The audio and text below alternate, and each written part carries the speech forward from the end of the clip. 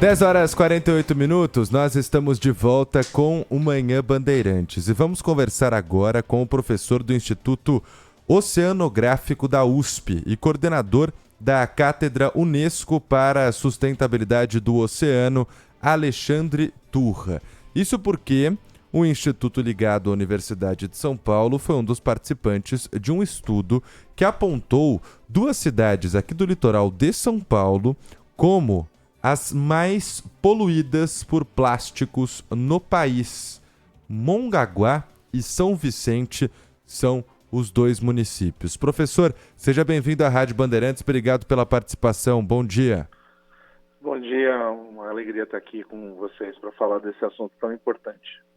Como foi feito esse estudo e quantas cidades foram analisadas? Bom, esse estudo foi feito ao longo de todo o litoral brasileiro. A gente percorreu mais de 300 praias, foram ao todo 306 praias, né?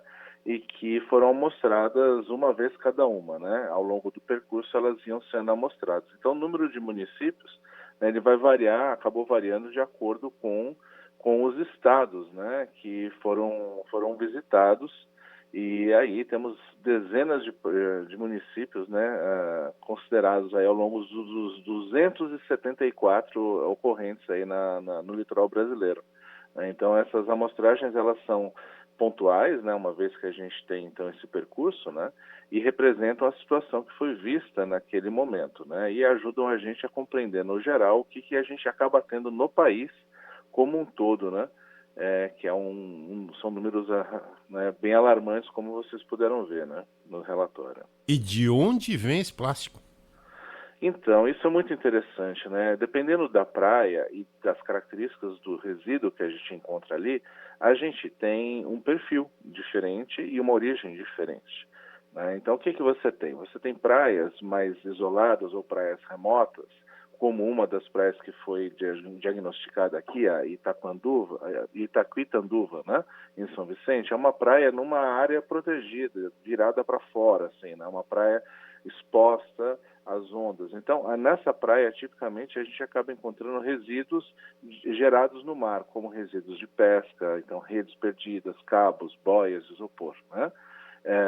E isso é muito característico de outras regiões também, com essa característica. Por exemplo, a Praia do Pântano do Sul, em Florianópolis, que é uma praia remota, e outras praias que estão em áreas marinhas protegidas, elas acabam tendo bastante desses resíduos por conta dessa característica, né, de elas estarem expostas a esses ambientes. E, além do que... São resíduos praias, microscópicos? Não é feita limpeza, né? São resíduos Oi? microscópicos, professor? A gente trabalhou com dois tipos de resíduo. Os que a gente chama de macro-resíduos, são acima de 2,5 centímetros, e os microplásticos, que são resíduos abaixo de 5 milímetros, né?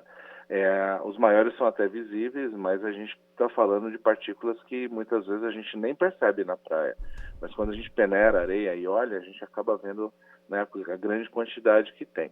No caso aqui, né, das praias de São Vicente, né, que é a Praia das Vacas e Itaquitanduva, a gente está falando de macro-resíduos e macroplásticos, né? E lá em Mongaguá a gente tem uma quantidade grande de microplásticos, que é um elemento, né, como a gente falou, né, muitas vezes não percebido pela população, mas que está lá, né? E como que é feita a contagem? É por metro quadrado, juntando com a quantidade de resíduos?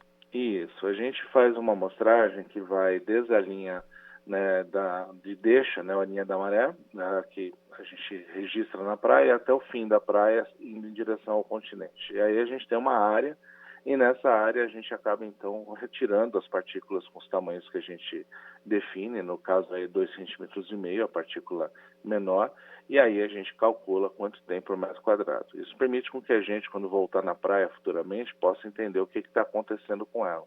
E por isso que é muito importante a gente entender isso, né, e criar programas de monitoramento para poder entender como que esses valores variam, né, ao longo do ano, né, se isso está piorando ou melhorando com as políticas públicas que vão ser colocadas em prática. Por exemplo, no estado de São Paulo, ou mesmo mundialmente, com o Tratado do Plástico, que vai ser finalizado agora no fim do ano.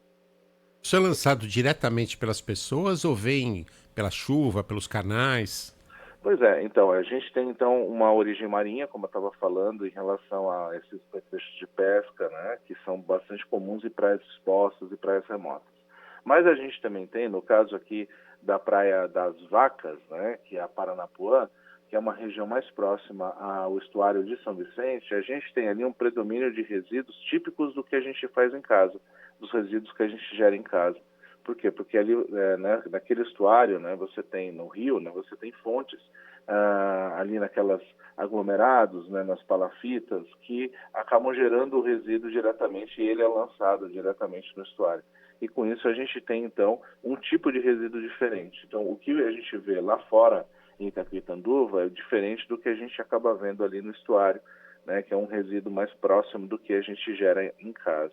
É diferente também de praias que são turísticas e que acabam tendo muita visitação e que acabam, né, as pessoas acabam deixando produtos descartáveis, de uso único, embalagens e especialmente as bitucas de cigarro, que não são um dos itens mais comuns e mais amplamente encontrados nas praias brasileiras. O senhor falava sobre a diferença dos resíduos que foram analisados. Os microscópicos muito pequenos, com menos de 5 milímetros, são aqueles que a gente numa praia, por exemplo, nem vê. Mas o que interessa para a população ao saber sobre essa pesquisa é o seguinte: isso traz riscos também à saúde, ao banhista, ao mar, os peixes que estão ali. Quais são os riscos? Porque esses menores, imagino eu, que trazem até mais riscos. É curioso isso, né? Porque quando a gente fala de microplásticos, que é o nome que a gente dá para essas pequenas partículas, a gente está falando de partículas tão pequenas que muitos outros organismos, uma variedade grande de organismos, podem ingeri-los, inclusive os bem pequenininhos, né? E aí a gente tem um problema dessas partículas entrarem na cadeia alimentar. Essas partículas elas acabam entrando nos organismos, muitas vezes eles defecam ou mesmo elas podem, se forem muito pequenas, entrar na corrente sanguínea e parar nos tecidos, né? E aí a gente pode comer eventualmente aquela partícula que está na carne de um peixe, né? Que comeu outros organismos que estavam contaminados. Mas o maior problema não é nem esse, porque essa partícula tende a ser eliminada com o tempo. O problema é que esses microplásticos eles são carreadores de outros poluentes que tem no ambiente.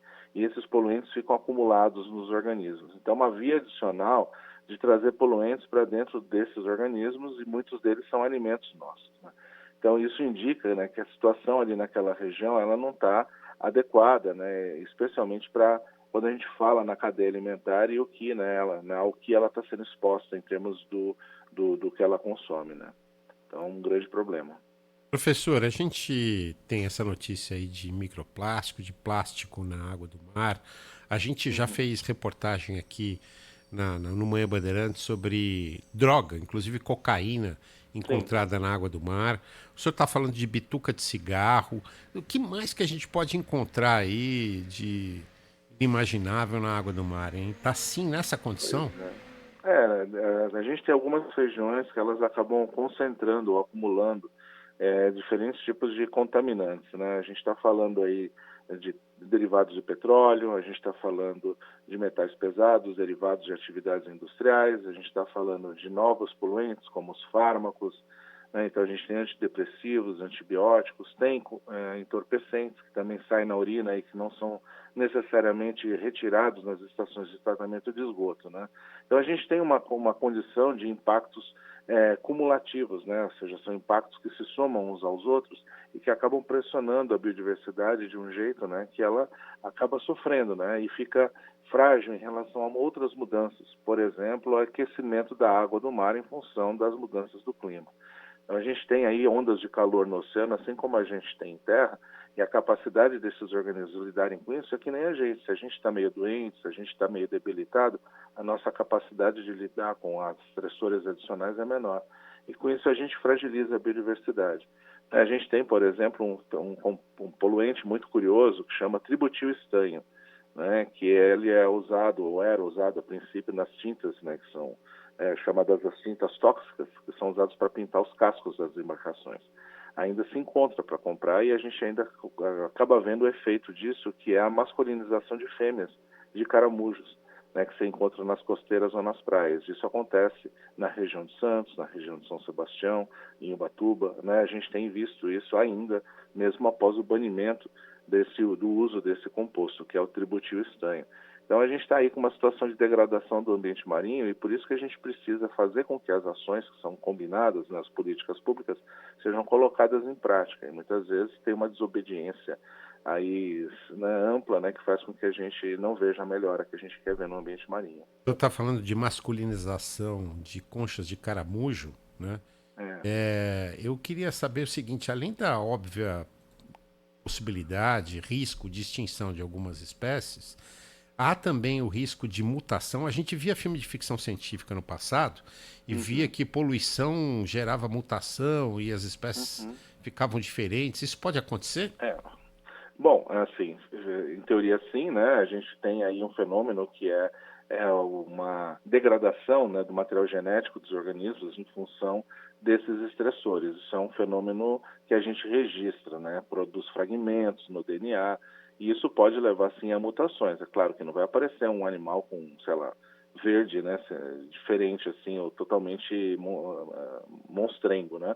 Mas assim, você vai ter ali fenômenos que vão poder levar a mutações que vão inclusive levar o animal a morrer, né? Como o surgimento de um tumor ou alguma coisa assim. Então isso é um tipo de consequência que pode acontecer, né? E isso não acontece só por conta da poluição, acontece por conta da radiação, né, dos raios solares, né, e de outros fenômenos que fazem com que os animais e a bioquímica das células fiquem estressadas, né? E isso leva a problemas como esses, né? Não só esses, tem processos inflamatórios, enfim, que vão fazer o corpo não funcionar direito. E isso leva, então, os organismos a viverem menos, se reproduzirem menos, crescerem menos e, eventualmente, até morrer. O senhor falou sobre política pública, algo que precisa mudar, melhorar. O que e quem precisa tomar alguma atitude emergencialmente para melhorar essa situação? Bom, no caso do lixo no mar, que é o tema mais relacionado ao diagnóstico que foi feito, né, a gente tem um movimento internacional, nacional e estadual. No âmbito internacional, a gente está construindo o Tratado do Plástico, né, que é o tratado para combater a poluição ambiental por plástico, e ele vai dar as bases para que os países eles possam ter ferramental para poder combater isso. Em paralelo, o Brasil, né, está construindo a Estratégia Nacional Oceano Sem Plástico pelo Ministério do Meio Ambiente, com apoio da gente aqui, né, para que a gente consiga ter orientações e uma visão de conjunto que faça com que os estados e os municípios trabalhem de forma a somar esses esforços. Do mesmo jeito, né, a Rede Oceano Limpo que eu coordeno aqui na USP, ela está dialogando com os estados costeiros para que eles construam suas estratégias estaduais de combate ao lixo no mar. Então a gente tem uma estratégia muito bem coordenada entre o internacional e o estadual para que a gente consiga ter ações em nível municipal, especialmente, né, fazendo com que esses resíduos sejam contidos. E aí tem várias soluções que precisam ser colocadas em prática. Uma delas é fazer com que o plástico ele tenha o valor que ele deve ter, né? Ele não é um valor subsidiado, é um valor muito baixo, né? E isso não atrai muito para fazer a reciclagem, para fazer a coleta desses materiais. O que acontece com o alumínio, por exemplo, né? Então, um exemplo é você trazer, né, agregar valor ao plástico para que ele possa ser não ser perdido para o ambiente, né? Quando você vê um plástico no ambiente, você está vendo não só a poluição, mas você está vendo energia indo embora, carbono indo embora, né, que são coisas muito caras para a sociedade. Então, tem esses mecanismos que precisam ser colocados em prática para que a gente consiga efetivamente resolver o problema. E precisa de um guardião, né? Internacionalmente é a ONU, né? No Brasil o Ministério do Meio Ambiente que vai bater esse bumbo, vai cadenciar esse processo para que a gente efetivamente diminua esse tipo de poluição. A gente falava sobre as duas praias aqui em São Paulo, em Mongaguá e São Vicente, que lideram um ranking entre as mais poluídas, as que mais têm plástico na água, mas um outro número que me chamou a atenção nesse estudo é que todas as praias de toda a costa brasileira têm plástico. Ou seja, essa é uma tendência nacional e global, já que o senhor falava sobre um tratado internacional? Exato, na verdade, basicamente, em qualquer praia que você vá no mundo, você vai encontrar um registro desse tipo de contaminação, seja macro ou seja micro, né? E isso dá para a gente essa noção de um problema global, né, um problema que ele é global porque ele está em todo lugar, mas ele também é global porque um resíduo gerado numa localidade, ele pode muito facilmente ir para outra localidade, né, ele se desloca pelas correntes, e a gente tem aí, né, esse problema que faz com que a gente entenda que não adianta você solucionar isso num local só. Você tem que solucionar em todos os locais por conta dessa mobilidade. E esse é o grande ponto, né? A gente tem que trabalhar em conjunto todos os países para que a gente combata isso de forma equilibrada, de forma coordenada, né? Senão não adianta. Alexandre Turra, professor do Instituto Oceanográfico da USP, coordenador da Cátedra Unesco para a Sustentabilidade do Oceano, conversou aqui com a gente e trouxe muitos esclarecimentos. Obrigado, professor. Eu que agradeço. Um abraço. 11h04.